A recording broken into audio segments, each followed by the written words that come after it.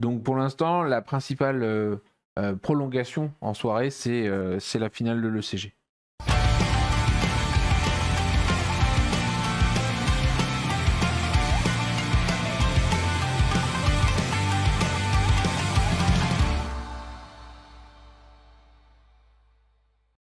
Nous sommes dans la partie questions-réponses de l'émission. Vous pouvez d'ores et déjà poser toutes vos questions et les messieurs à ma gauche vont y répondre avec plaisir, j'imagine bien. Avec impatience et plaisir et transparence. C'est ça, j'en vois déjà quelques-unes qui ont été posées un petit peu avant. C'est Sabrina Sensei qui demande: pourrez-vous revenir sur les billets pour les spectacles après 18h?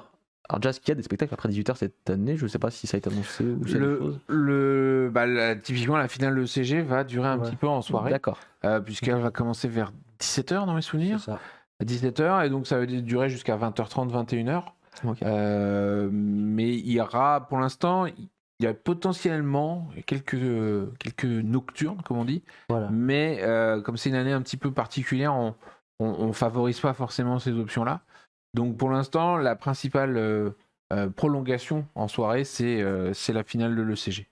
Sachant que si vous n'avez pas de Star Pass, vous pouvez quand même y assister. C'est juste que vous n'avez pas les places réservées. Il n'y a pas besoin de billets supplémentaires pour assister à la finale de l'ECG en soirée. Il se peut qu'on fasse, enfin peut-être pas cette année, mais on l'a fait dans le passé.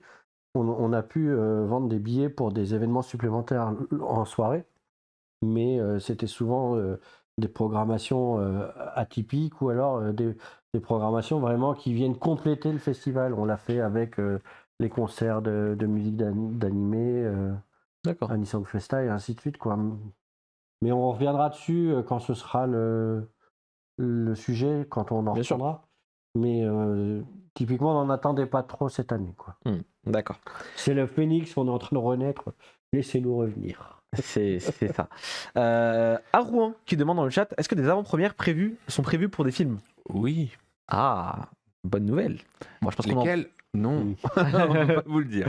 On en reparlera évidemment quand on pourra en reparler dans les prochaines émissions. Donc c'est important de nous suivre. J'ai vu une question au-dessus là sur les gens qui avaient une personne qui avait acheté un billet Zen et qui demandait pour le Star Pass. Yes. Le Star Pass et les Zen, c'est deux choses différentes. Les gens pour le Star Pass ont une zone dédiée.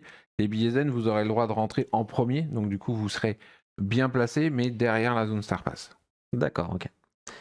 Alors Nigui Yamadeko qui pose une question qui revient souvent, j'ai l'impression, dans chaque émission, mais on va y répondre une nouvelle fois. C'est concernant les VTubers. Est-ce qu'il y aura des VTubers invités cette année? C'est quelque chose que moi je pensais pas qu'autant de gens voudraient, et je remarque que c'est vachement récurrent. Hein.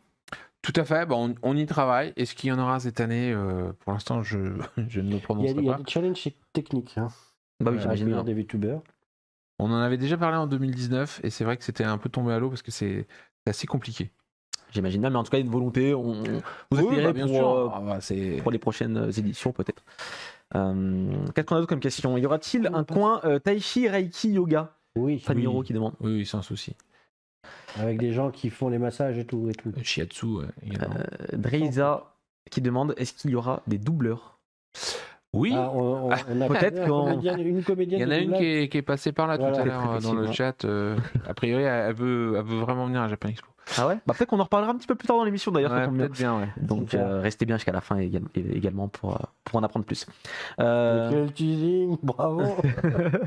Ced Hulk qui demande: avez-vous trouvé des personnalités musiques pour les concerts? Je suis un grand fan de concerts. On en a trouvé et oui, on en parlera tout à l'heure dans la rubrique annonce. Tiens, on aura beaucoup d'annonces, hein. Vous l'aurez deviné, je pense. Du combat sportif de sabre laser. Ouais, on en avait à Marseille les 2 dernières années, voire 3 dernières années. Il y en aura vraisemblablement à Paris. Pour l'instant, c'est pas encore finalisé, donc on va pas se prononcer. Mais d'autant plus qu'on a la zone Amazing, ça a tout son sens, quoi.